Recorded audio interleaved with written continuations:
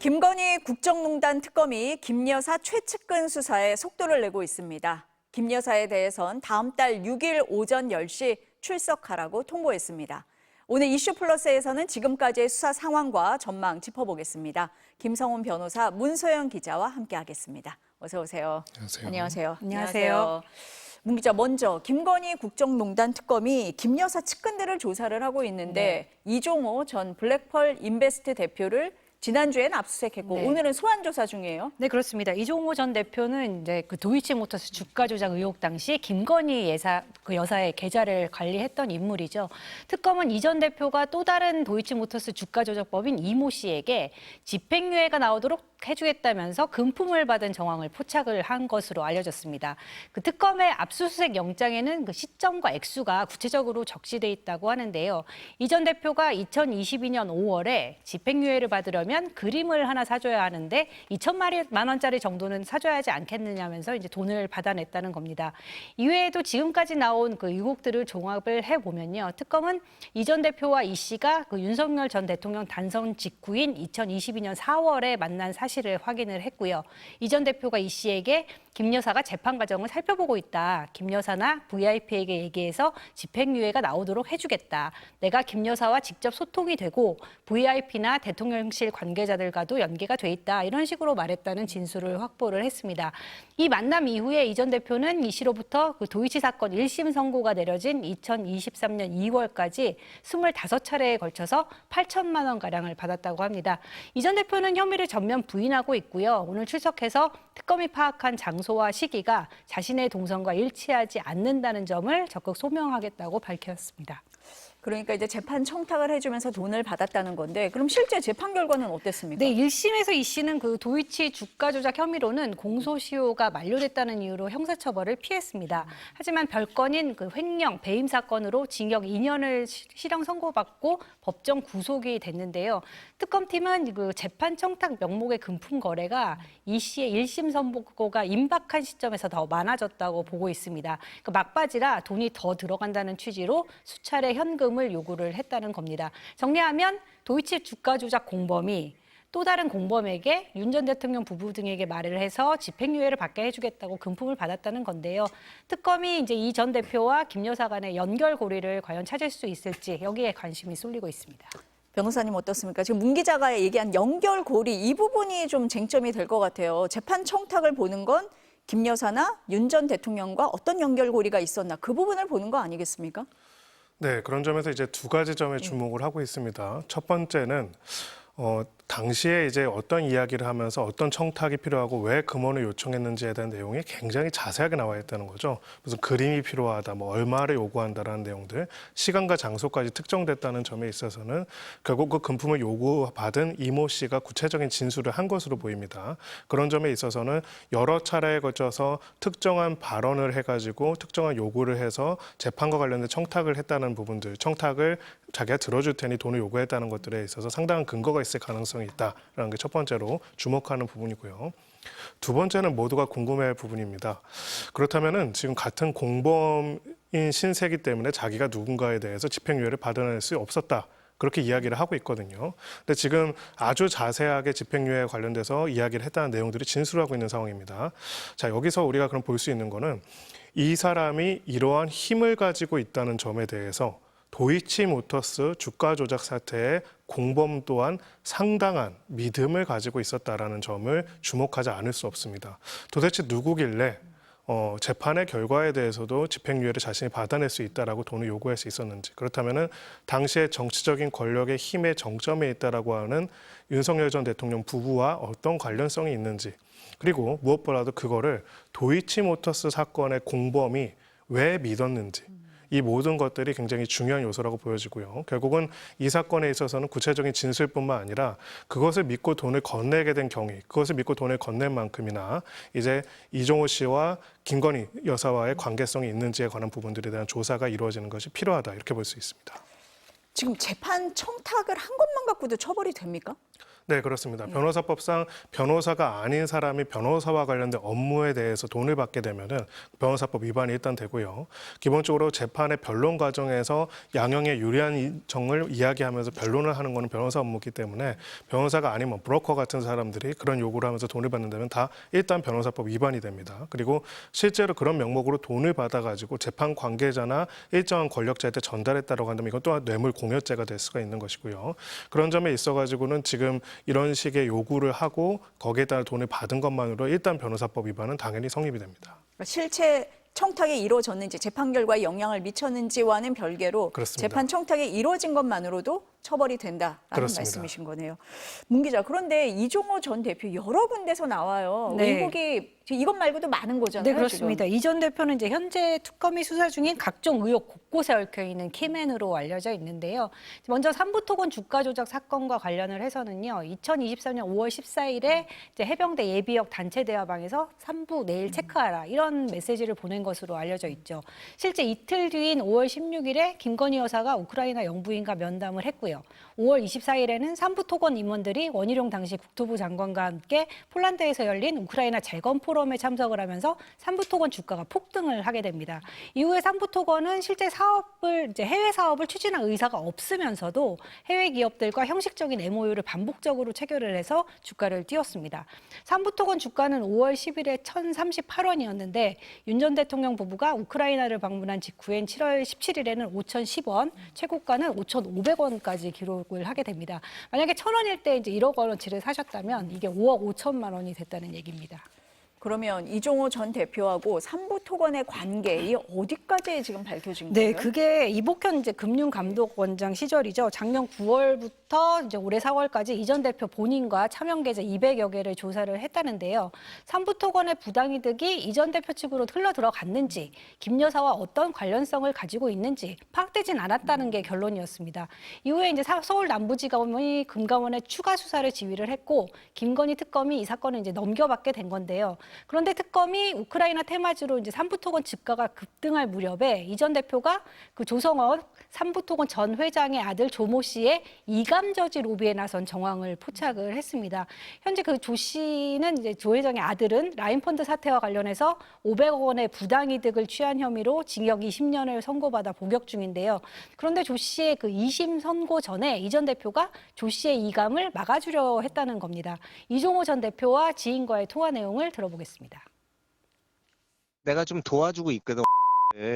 2심이 끝나면은 지금 서울구치소에서 동부구치소로 가야 된다면서 대법까지 가는 기간 한 4, 5개월 동안은 서울구치소에서 있고 싶어 하는 거야.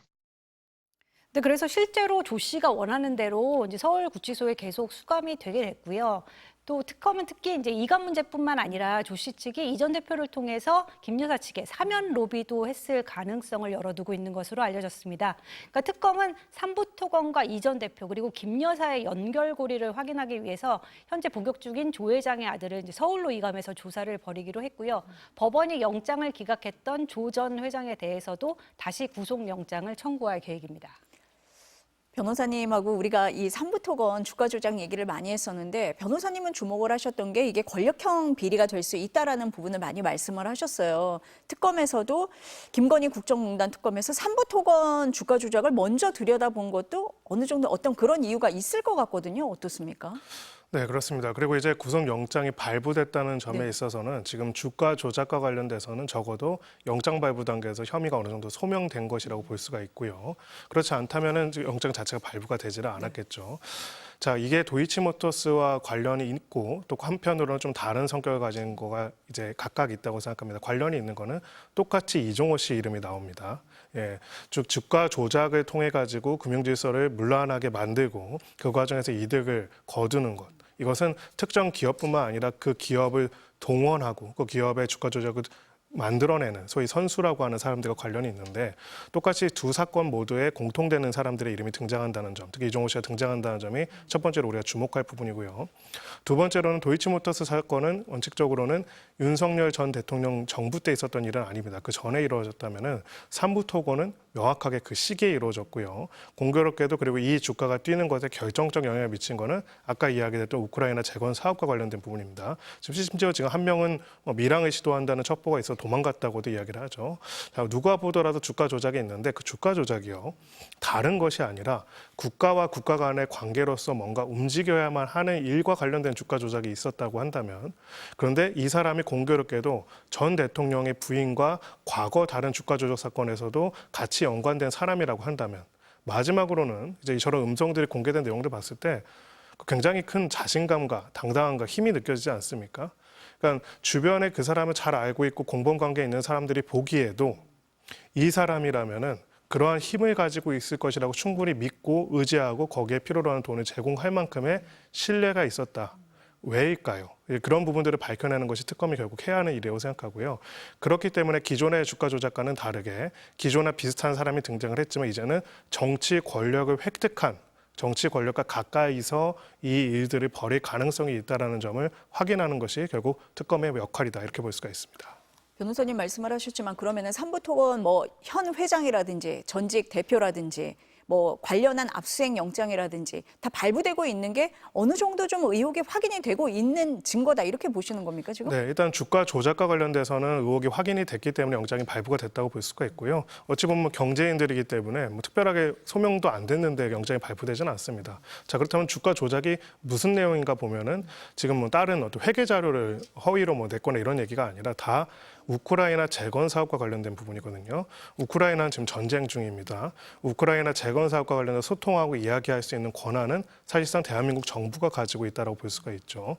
그런 상황에서 그러면 당시에 대한민국 정부와 완전히 무관하게, 정치 권력과 무관하게 삼부토건이 혼자 우크라이나 재건 사업에 대해서 이야기를 하고 그런 외관을 작출할 수 있을 것인가, 합리적인 의문이 들 수밖에 없고요. 그렇기 때문에 이 주가 조작이 어느 정도 소명이 됐다고 한다면 그 주가 조작의 소재로 쓰인 우리 국가의 행위가 특정 정치 권력과의 결탁을 통해서 나타난 것이 아닌가에 대한 수사가 당연히 이루어질 필요가 있고요. 그 연결고리가 되는 거는 앞서에 이미 주가 조작으로 확인된 사건에서 똑같이 공범으로 등장한 사람이 삼부와 관련돼서도 계속적으로 등장하면서 연결고리가 되고 있다는 점이라고 생각합니다. 결국은 이 점을 확인하고 밝혀내는 것이 권력형 비리로서의 삼부토건 주가 조작 사건을 확인하고 제대로 엄단하는 것에 시발점이 될 것이다, 이렇게 생각을 합니다. 문기자, 그런데 이종호 전 대표에 대해서는 순직 해병 특검에서도 수사를 하고 있잖아요. 네, 그렇습니다. 그러니까 이 전 대표는 김건희 여사와의 그 친분을 이용해서 최상병 순직 사건으로 업무상 과실치사 혐의를 받던 임성근 전 사단장의 구명 로비를 펼쳤다, 이 의혹도 받고 있습니다. 그런데 김성근 구명 로비에는 이 전 대표뿐만이 아니고요, 종교계 인맥까지 광범위하게 얽혀 있어서 수사 대상이 최근에 확대가 되고 있는데요. 특검은 지난 18일에 극동방송 이사장인 그 김장한 목사와 이영훈 여의도 순복음교회 담임 목사의 주거지, 또 극동방송 본사와 여의도 순복음교회 등을 압수수색했습니다. 김 이사장은, 그 김장한 목사는요, 2021년 대선 주자 신분이던 윤 전 대통령에게 이제 안수기도를 해주는 등 종교계의 멘토로 꼽혀왔습니다. 특검팀은 독실한 교인으로 알려진 윤 전 사단장이 대통령 부부와 친분이 있는 그 김장한 목사 등 개신교 원로들을 통해서 구명 로비에 나선 것 아니냐, 이런 의심을 하고 있습니다. 뭐 구체적인 정황이 있습니까? 네, 그 특검은 이제 통화 내역을 분석을 해서 김 목사가 우선 조태용 당시 국가안보실장과 통화한 사실을 확인을 했습니다. 그러니까 최해병 순직 이틀 뒤, 또 그리고 대통령이 경로했다는 그 회의, 이 열흘 전이었는데요. 이때를 시작으로 두 사람과 통화는 이제 여러 차례 이어진 것으로 확인이 됐습니다. 김 목사는 조태용 실장에게 전화를 걸기 전에 일선 부대의 군종 목사들과 여러 차례 통화했던 사실도 확인이 됐는데요. 특검은 김장한 목사가 군종 목사들로부터 부탁을 받고 임 전 사단장 구명을 위해서 조태용 실장에게 전화했을 가능성이 높은 것으로 보고 있습니다. 그 김 목사와 임성근 전 사단장이 직접 만나고 통화를 했다고도 하는데요. 임 전 사단장은 이제 최해병 순직 6일 전에 김 목사가 부대에 위문차 방문한 적이 있었고, 순직 이후에는 자신에게 전화를 해서 위로하고 기도를 해줬다고 밝혔습니다. 하지만 김 목사나 임 전 사단장 모두 구명 요청은 한 적이 없다, 사실을 부인하고 있습니다. 오늘 오전에 막 나온 속보가 이종석 전 국방장관이 네. 최상병 사건을 경찰 이첩 보류 지시 하기 전에 윤 전 대통령과 통화를 했다라고 시인을 했다는 얘기가 나왔잖아요. 네, 그렇습니다. 그러니까 이 전 장관 측은 오늘 언론 공지를 통해서 윤 전 대통령 전화를 받은 것이 맞다라고 밝혔습니다. 그러니까 수사 외압의 시작점으로 지목됐던 02800-7070 발신자가 윤 전 대통령이었다는 사실이 이제 2년 만에 확인이 된 건데요. 당시 상황을 다시 정리를 해보면요. 이 전 장관은 2023년 7월 31일 오전 11시 54분에 이 번호로 걸려온 전화를 받아서 2분 48초간 통화를 했습니다. 전화를 끊자마자 이 전 장관은 김계환 전 해병대 사령관에게 전화를 해서 전날 자신이 결재를 뒤집고 이제 최상병 사건 경찰 이첩을 보류하고 이제 국회 언론의 브리핑도 취소하라고 지시를 내렸습니다. 이 전 장관은 또 몇 분 뒤에 임 전 사단장을 이제 정상 출근하게 하라라고도 지시를 했는데요. 윤 전 대통령은 이제 같은 날 오전 11시 회의에서 최상병 사건 초동 조사 결과 보고를 받고 이런 일로 사단장을 처벌하면 누가 사단장을 할 수 있겠냐며 경로한 것으로 전해진 바로 그날입니다. 7월 31일 회의에서 경로한 윤 전 대통령이 이종석 국방장관과 통화를 하고 통화 직후에 이제 해병대 수사단 결정이 번복된 것이 드디어 확인이 된 겁니다. 이제 앞서 KT는 작년 7월에 국회에 그 02800-7070 고객명은 대통령 경호처라고 답변을 했지만 실제 이 번호를 누가 사용했는지에 대해서는 그동안 특정이 되지 않았었습니다. 다만 이 전 장관 측은 윤 대통령이 이 번호로 전화한 건 맞지만 경로하지는 않았다 이렇게 덧붙였습니다. 변호사님, 이 전 국민이 다 알았던 02800-7070 네. 어떻게 보십니까? 이 사안은? 자, 우리가 이제 예. 이 순직 해병 사건 관련돼서는 이렇게 관점을 볼 필요가 있습니다. 너무나 안타까운 순직이었고요. 그리고 그 과정을 수사하고 실체적 진실이 무엇인지 밝히고 거기에 따른 책임자들을 가려서 처벌하는 것은 국가의 공적인 기능입니다. 공적 기능에서 공적의 역할하는 담당자들이 각자의 책임 영역에 따라서 해야 하는 일이고요. 당시에 이제 임사단장의 어떤 특별한 혐의점과 이런 부분에 대해서는 이미 수사가 됐고 이첩도 되려고 했고 국민들한테 그 내용을 알리려고 하는 과정도 있었습니다. 우리가 문제를 삼는 거는 결국 이 과정에 있어서 정치적인 힘이 개입이 돼서 정치적인 힘이 공적인 과정을 자신의 의사에 따라서 완전히 뒤흔들 수 있는 구조가 아주 적나라하게 드러났다는 부분이죠. 결국은 그 과정에서 수사를 하려고 했던 담당 대령은 항명죄로 기소가 되는 정말 초유의 일까지도 벌어졌습니다. 안타까운 거는 결국은 이제 공직자 아닙니까? 장관이든 사령관이든 결국 모든 사람들이 이 실체적 진실이 무엇인지에 대해서 객관적으로 밝히는 것이 이렇게 어려운가? 2년이나 걸릴 일인가에 대한 부분일입니다. 지금이라도 이제 역사 앞에서 또 수사 과정에서 명확하게 사실관계를 이야기를 하고요. 거기에 따라서 당시 어떤 정치적 힘이 작용했는지, 그 과정에서 어떤 로비가 작동했는지 이거를 볼 필요가 있습니다. 단순하게 윤석열 전 대통령과 관련된 건 아닙니다. 앞으로 이루어질 모든 수사, 모든 공적 과정에 있어서 이런 방식으로 정치적 힘을 동원해가지고 그것을 흐트러뜨리려고 하는 시도에 대해서는 거기에 그 명령을 한 본인뿐만 아니라 그 명령에 따른 사람들, 그 명령에 침묵한 사람들, 명령에 저항하는 사람들을 괴롭힌 사람들, 이 모든 사람들도 그 책임을 져야 한다는 걸 해야만 다시는 이런 일이 벌어지지 않지 않을까 싶습니다. 변호사님 말씀대로 2년이나 지난 뒤에야 이렇게 밝혀질 일인가 싶습니다. 문 기자, 그런데 김건희 국정농단 특검이 소환을 요구를 하는데 응하지 않거나 잠적을 하는 경우도 있어요. 네, 예. 좀 어려움이 있어 보입니다. 네. 아니면 아까 변호사님도 말씀하셨지만 이제 삼부토건 주가 조작 의혹 당사자인 이제 그 이기훈 삼부토건 부회장은 그 영장 실질 심사를 앞두고 잠적을 했는데 밀항을 시도한다는 첩보가 입수가 돼서 지명 수배가 내려진 상태입니다. 또 어제는 이제 건진법사 의혹의 핵심 당사자인 윤모 전 통일부 간부를 소환할 예정이었지만 이제 윤 씨가 일방적으로 연기 신청을 내면서 불발이 됐고요. 또 그 김건희 집사로 불리는 김혜성 씨도 이제 해외에서 잠적을 한 상태입니다. 이제 그러면은 김건희 여사는 언제 소환할 거냐 관심이었는데 오늘 속보로 나왔습니다. 지금 다음 달 오전 10시에 김 여사에게 출석하라라고 특검이 통보를 했어요. 이제 그러면은 의혹의 정점으로 가는 겁니까? 네, 보통 핵심적인 피의자는 가장 마지막에 소환을 해서 이제 최종적으로 기존의 참고인과 공범들과의 관계에서 확인한 범죄 사실들을 그리고 증거들을 바탕으로 한 최종적인 조사를 진행하고 거기에 따라 보통은 신병 처리 여부들을 결정을 하게 됩니다. 그런 점에서는 특검이 생각하고 있는 일종의 시점, 어느 정도 1차로 수사를 갈무리하고 기소를 하는 기소 여부들을 결정하는 시점을 다음 달 초로 잡고 있다는 것이 보여주는 거라 볼 수가 있고요. 다만 이제 한 가지 아쉬운 부분은 분명히 있습니다. 지금 권력형 비리 같은 경우에는 권력형 비리에 동참하고 참여한 사람들의 적극적인 진술과 증언이 없으면 밝혀내는 게 굉장히 어렵습니다. 근데 너무 신병 확보가 느린 것 같습니다. 이 뭐 도망간 부회장도 그렇고요. 지금 통일부 간부 윤모 씨 같은 경우 저희가 한 3달 전부터 뉴스를 다뤘던 것 같은데 지금 이런 상황에서 계속 도주나 증거인멸들이 반복된다고 한다면은 국민들이 굉장히 고민 끝에 이제 만들어낸 이제 특검이라는 새로운 출범이 무색해질 수가 있기 때문에 수사에 협조적이지 않거나 증거인멸이나 아니면 도주를 시도하고 있는 인원들에 대해 가지고는 좀 더 강력한 강제수사 수단들이 나타나야 하는 것이 아닌가 싶고요. 왜냐하면은 사실은 대부분의 권력형 비리들이 결국 그 권력형 비리에 동참하거나 참여하거나 이용하고자 했던 사람들의 자백과 진술을 통해서만 증명될 수 있기 때문입니다. 그런데 결론적으로 이들이 수사 자체에 대해서 계속 저항하거나 방해하고 있다는 것은 여전히 엄정한 수사 과정에 있어가지고 비협조하거나 수사 이후에도 사실상 진실에 관한 내용들을 이야기 안 할 태도를 보이고 있고 결국 법 집행이 제대로 이루어지지 못할 것이라는 기대감을 가지고 저런 행동들을 벌이고 있거든요.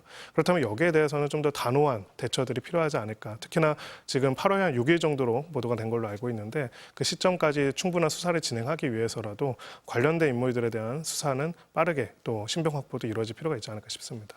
변호사님 말씀하신 대로 지금 8월 6일 소환 통보를 했는데 김 여사 측에서 언론 보도가 이렇습니다. 웬만하면 응하겠다 이렇게 얘기를 했다는데 수사에 적극적으로 응할지는 좀 지켜봐야 될 것 같습니다. 오늘 두 분 말씀은 여기까지 듣겠습니다. 감사합니다.